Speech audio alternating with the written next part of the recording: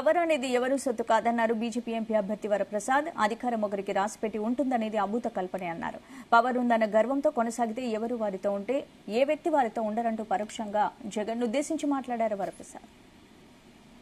ఎవరు తాతగారి సొమ్ము కాదది. నేను ప్రత్యేక హోదా కొరకు రాజీనామా చేశా, ప్రత్యేక హోదా కొరకు దీక్ష చేశా. చివరి రోజు వరకు కూడా వరప్రసాద్ గారిని ఎమ్మెల్యేగా ఉంచడానికి ప్రజలు నిర్ణయించాలి తప్ప ఏ ఒక్కరు నిర్ణయించడానికి అది న్యాయం కాదు. ఎందుకంటే ఆ రోజు ఎవరు అధికారంలో ఉన్నప్పుడు ఈ వరప్రసాదరావు రాలా.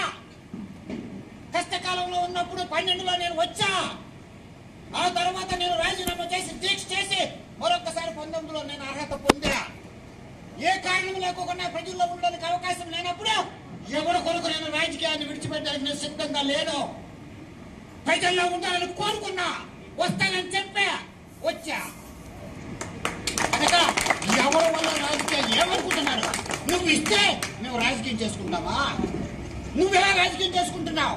అది ప్రతి ఒక్కరు పోషిస్తేనే, ఆ రోజు షర్మిల గారు చేస్తేనే, ఆ రోజు విజయమ్మ గారు చేస్తేనే పార్టీని ప్రతి ఒక్కరు కూడా, సునీల్ గారు కూడా, అలాగే నేను కూడా ప్రతి ఒక్కరు కంట్రిబ్యూట్ చేస్తేనే. పార్టీ అంటే ఎవరి సొత్తు కాదయ్యా, ఏ ఒక్కరు నిర్ణయించడానికి కాదయ్యా. ప్రతి ఒక్కరు కూడా ఒక ఇల్లు అన్న తర్వాత ప్రతి ఒక్క ఇటుకు పెడితేనే. ఏ ఒక్క ఇటుకు తీసి చూడు, ఒక ఇల్లుకు ఒక ఇటుకు చేసి చూడు. ఆ ఇటుకలు మేము, ఆ ఇటుకలమే. ఎవరన్నాక అందరికీ అన్నాను, power corrupts, absolute power absolutely. అధికారం కొంతవరకు మనిషిని మానవత్వం తీసేస్తుంది, ఎక్కువ అధికారం ఉంటే పూర్తిగా తీసేస్తుంది. అది తెలియడానికే ఒక్కసారి ఈ విధంగా